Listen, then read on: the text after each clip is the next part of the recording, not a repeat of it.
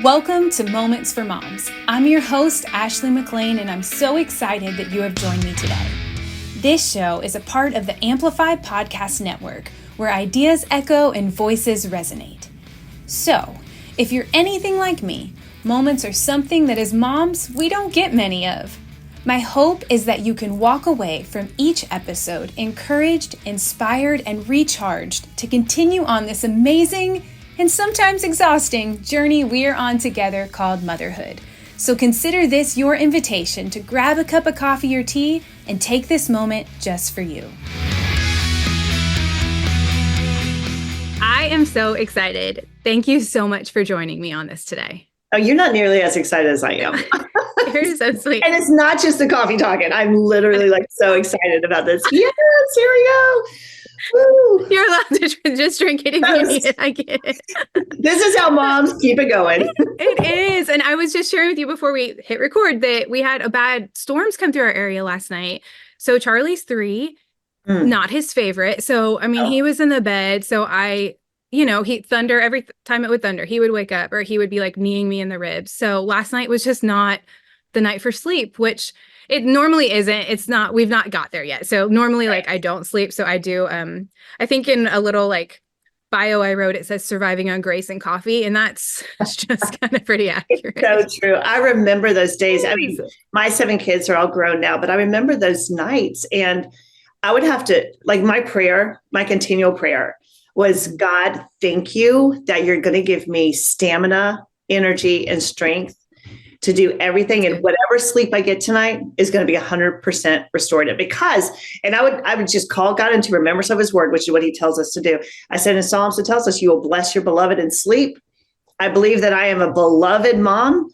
Yeah. I got a big job to do. So I know you're going to bless me in my sleep. If I get an hour, it's going to be like I got 8. And it worked. Yeah. Thank you, coffee. But the grace of God does work. Yeah, absolutely. Yeah. Okay. So you have, tell me just a little bit about you and your family. You have 7 kids. Yes. We have 7 kids. My oldest is now 30 and my youngest is 18 and getting ready to go off to school. Yeah. So brand new adventure. And now it's But the thing is, it's so much fun. I cannot, when people are like, oh my gosh, one question I got on an interview one time was so how do you manage the chaos of such a large family? How'd you do that? And I'm like, well, chaos is really perspective. It can be chaotic with 1. It can be chaotic with 7. It's not the number, it's your perception as a mom of how strong you believe you are. Yeah. And so it was always fun. It was always a lot of energy. Yeah, it was messy, but mess is part of it. We didn't sign up for motherhood because it was neat and clean and tidy and orderly. Right. We signed up because it was an adventure. And so we don't understand what happens to us in the middle of it. We go home a different person from that hospital or home birth, whatever. We change. Yes. And we have to be loving and compassionate with ourselves through the whole process. But it's fun. It can be fun. Yeah. It can. And it's so funny that you say that because I am very much type A OCD. I fluff the pillows before we go to bed at night. And my husband's like, what are you doing? I'm like, I want to wake up and have my coffee with nice fluff pillows on the couch. And now it's I might sit on a Matchbox car.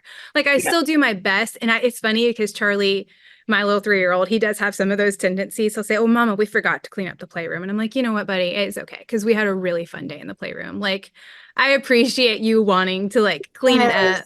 So good. But we've had so much fun in there today. And it's just really incredible how, like you said, you do go home a different person. That was a huge shift for me because I just had to kind of learn the things that weren't as important.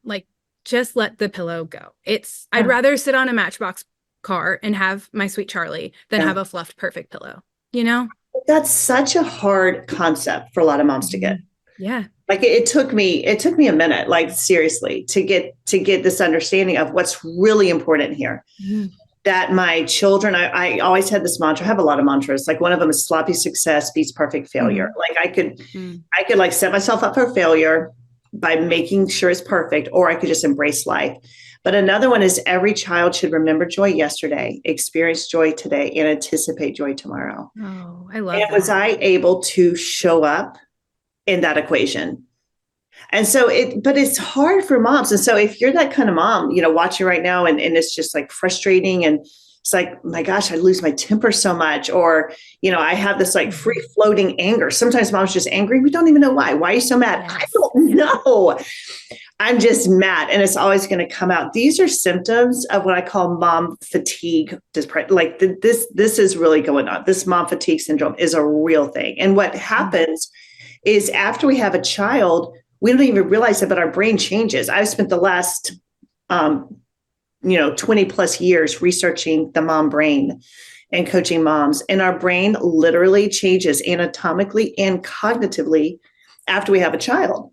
Yeah. And so we become more evolved about the preservation of our children than ourselves. So let me give you this. Okay, you ready for a fun little example?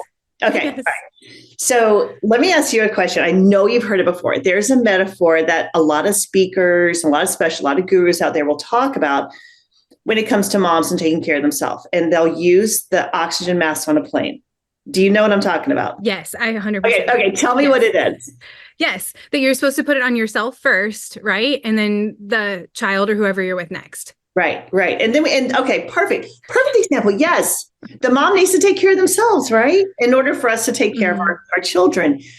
Now, when you watch that demonstration, if you've been flying and you watch the mask drop, and she's like, let me get this mask. Let me put it on my child. Oh, la, la. Let me get this mask. Let me me, and then put on I wasn't even thinking.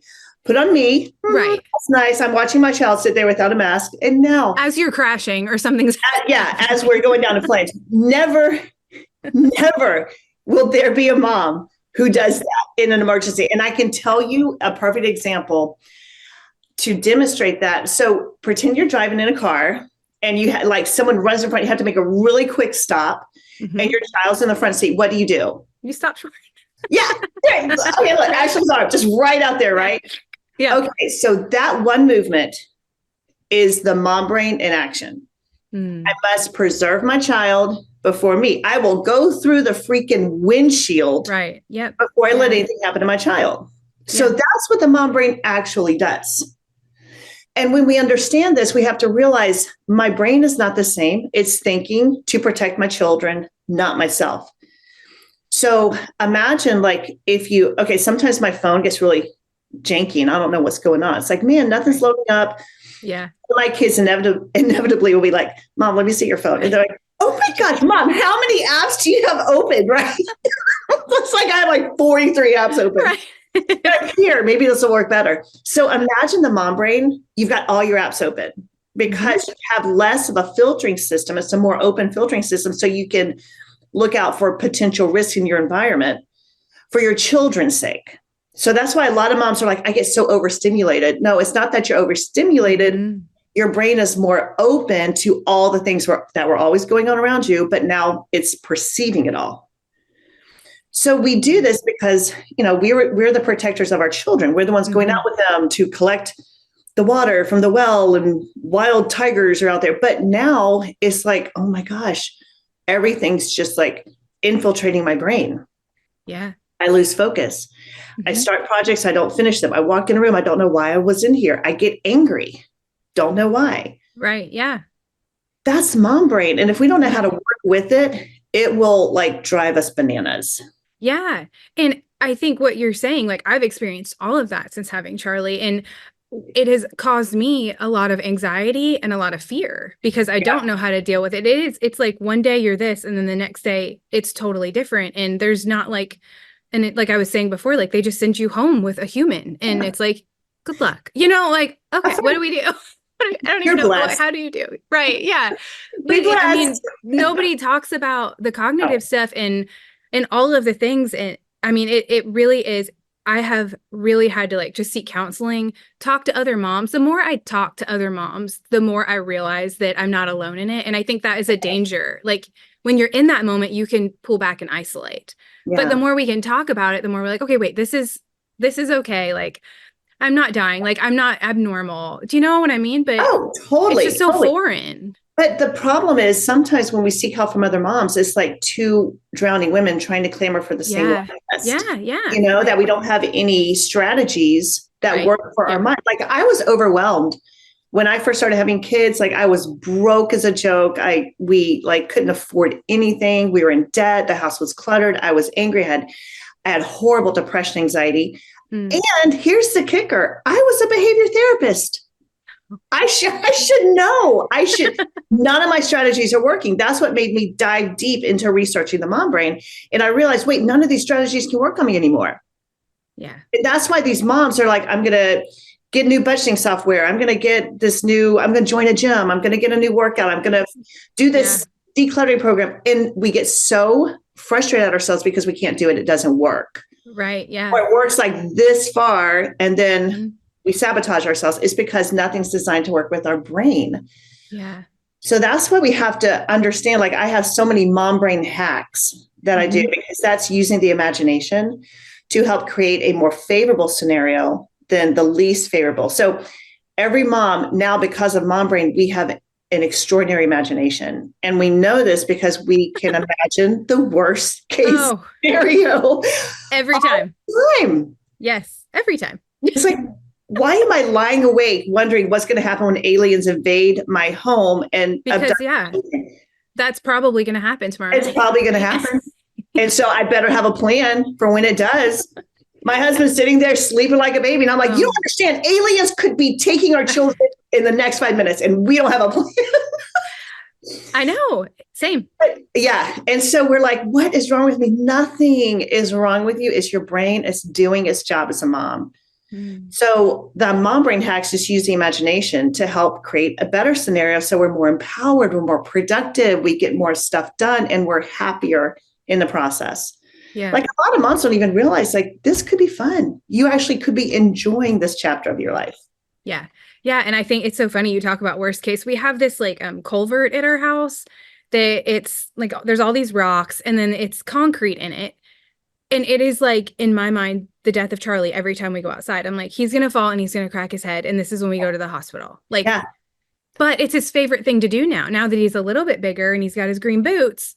We go in there and we walk through the water and but it's just like all of my husband. I'm like, do you think about that? And he's like, I literally never even considered that. Like, I just let him go down there and like ride his little 4-wheeler down there. And I'm like, well, he can flip over. Like, and he can crack his head open and break his arm. And my husband's just like, his mind's blown because his mind doesn't work like that. No, that's our job. Our mom brain works like that. And we get frustrated about it. And here's a really hard thing, especially for Christians, is we think I'm not operating in faith.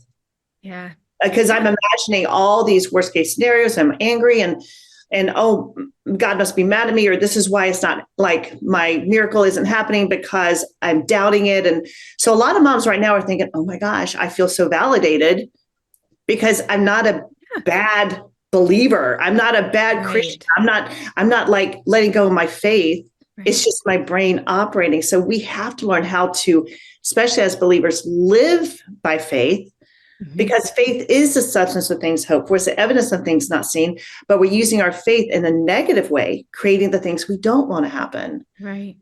So it's not that you're like doing anything bad or you're failing. It's just your brain operating the way it's supposed to. So, but we can't stay there. We have to learn how to move through it. Right. So, okay. In the book that I have here, Mom Fog, 8 Steps to Overcoming Mom Fatigue Syndrome. Yes. So do you have some of those like examples and some of those steps in this book? Like, this is a great resource for moms. Oh my goodness. There have been, like, I don't know if you've read the testimonials in there, but so many moms, their lives have been dramatically changed just because I think step number 1, and this isn't like I can't go through all the steps. It's so much, right? Yeah. But the first thing I would suggest is let go of the shame. A lot of moms are holding shame around, and you hold shame when you go to bed and you're thinking about all the things you didn't do. Yeah. All the ways you failed, all the ways you showed up poorly.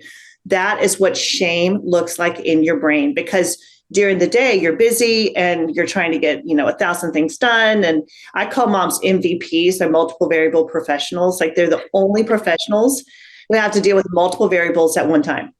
Right. We have to somehow make sense of this, right? But you're so busy during the day. It's at night when your brain can finally chill that you want to do one of two things. You want to either buffer and give your brain stuff to just like feed on that is an imperative. Like, this is why we scroll on Instagram. Oh, yeah. This is why we will just like go, like have television on or something, because our brain needs something that's not so urgent. Yeah. But the other way it surfaces is you go to bed and you're having shame thoughts, all the things that I did wrong.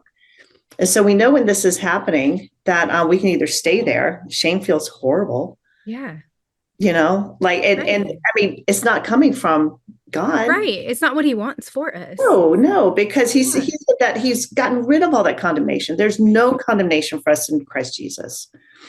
So if we understand there's no condemnation for us and we're holding condemnation of ourselves, then where is that coming from? Like the enemy feeds on mom brain. Yeah, I could totally see that, because it's like a wide open door. And totally.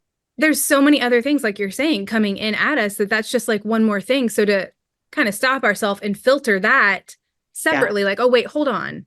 It's just kind of another thing coming in for us to process. Right. And what if I could use my imagination and just switch it a little bit, just a little shift, enough to empower me? And the way the Bible says it is line up our mind with the mind of Christ. Absolutely. Yes. And so when we do that, that's when we can step into power and productivity. And so I do this like all the time. I do this every single week inside Mom Boot Camp. And we literally have moms in there. This one mom on day 4, this is just a 5-day camp that we're doing. It's all virtual. But on day 5, she said, these past 5 days have literally changed my entire life. She said, I was laughing with my children yesterday instead of getting angry with them. I'm like, yes. And the thing is, these moms are getting so much done at like day 3, 4, 5. It's like, oh my gosh, I got caught up on my laundry and I cleaned out my car and I got, I tackled that stack of bills. And I always ask them the same thing on the last day. I said, did I give you any strategy at all? Any how-to? They're like, no.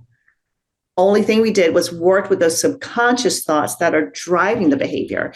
And that's what Romans 12:2 tells us to do. It says, don't conform to the pattern of this world. The world is like, oh, you have to change your circumstances. If you want to lose weight, you better eat less and exercise more. If you want to manage your money better, you better save it and blah, blah, blah. All the like practical things to change our circumstances, which don't work for moms. Right. Yeah. It doesn't. And everyone watching has tried it over and over and over. Oh, all the things. Yeah.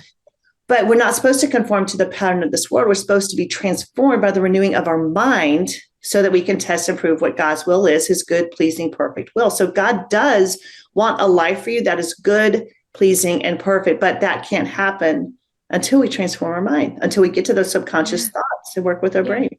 Yeah. Even before having this conversation, something like if I am dealing with anxiety or insecurity or any, whatever you want to name it, whatever it is that somebody might be dealing with, the one thing that's always helped me was to stop the thought, was to speak the truth, like physically speak, like out loud, even if I look crazy, like I'm by myself, but it stops the thought and it helps me just refocus on, okay, wait a minute, this is not from God.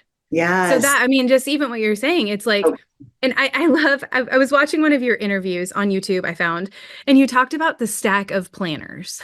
That is me. And I give them to people. I'm like, well, this one didn't work for me. And like, none of them do, because there's not enough boxes or pages or notes or meals it doesn't work for me. It doesn't work. It can be so pretty and so cute and have the like neatest little font, but you're trying to contain a life that's uncontainable. Right. It does not work. No matter what. I mean, we have a planner that works with the mom brain, because I've learned strategies on how we actually think and process information. And it is not like, okay, just try to plan out your day in an hourly fashion and just watch it like crumble before your very eyes. Right. And then I can't, because then I've got stuff crossed off. And that makes me like, wait a minute. I'm a loser. I'm a loser again. I'm a loser. It's just like, it's like I failed. Like I failed all of these things and I'm going to keep just writing them on the next day. Yeah. Because it's not going to happen again. Yeah. I mean, I remember one time I was like, I'm going to learn how to use a planner. And one time I was like, I'm definitely doing this. And I was like so determined I was going to do it that I forgot something like that I did yesterday. So I turned to yesterday's page and wrote it. I'm like, this is like the That's so crazy. proverbial tail wagging the dog. Like, it's not like my scrapbook. Right. But we make it that. We want it to be that because we want that. We want that. We want a organized, clear life. And that's not in your future anymore. Right. Yeah. And I think if we can just accept that, right. And just move from there. Like, okay, right. The planner's not going to work for me. Stop. Right. If I had all of the money I've spent in planners over the years, because I buy the cute ones, Yeah. the customizable, you know what I mean? Like if I could just have that. Some Bitcoin. We could buy some Bitcoin right now. I'm telling you, it's crazy. We can do both. Yes, it is crazy. But I just love that. If we can just, okay, this is where we are, and this is great. It's not bad. It's awesome. Like if we'll allow ourselves to like reconfigure our mind. Okay, so we only have a couple minutes left because this always goes so fast.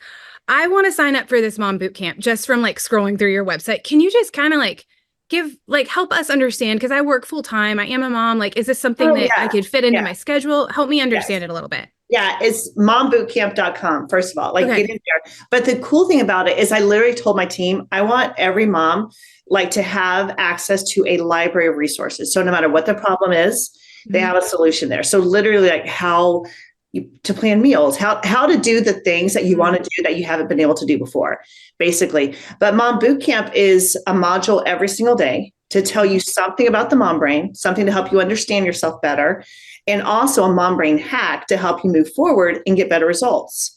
So it's just like, and it also works with your time. Like I love to go live with people inside Mom Bootcamp. That's always fun because I do coaching, like live coaching during it. So that's so much fun for me. Yeah. And it's fun to just see like how the mom brain really works. But go to mombootcamp.com. Okay. And get access to those modules. And it starts every single Monday. Oh, that's awesome. Yeah. Yeah. So I can put that in my planner. You can put it, no. You know what? You're going to get some kerosene and matches and you're going to burn that planner. So funny. And you're going to set an alarm on your phone that says register. Right. Yeah. Because that works. That does work. And that is accurate. Yes. Okay. So we'll have your website. We have all of that up on the screen. We've got 1 minute left. If there's just one tip or one piece of advice or encouragement that you can leave. You know what? I feel like you have so many. I wish we had so much more time. But you know what? If it's just 1 minute, I want every mom to know you're doing okay. If you're just showing up. Yeah. It doesn't matter what the laundry looks like or what the house looks like or what your finances look like. It matters what those little ones are seeing in you. And you're doing okay. God had you here for a reason. You're doing the best you can with what you got right now. Yeah. So be loving towards yourself, be compassionate, and let's move forward. Let's move forward together. That's awesome. I personally can't wait. I am going to sign up for the Mom Boot Camp. So I look forward to seeing you there more. Yes, absolutely. Thank you so much. I'm so excited for our viewers to get the book, to sign up. I hope they all sign up for Mom Boot Camp. And I just appreciate you and taking some time to do this with me. Oh, thank you so much. This has been a joy. Yes. Thank you.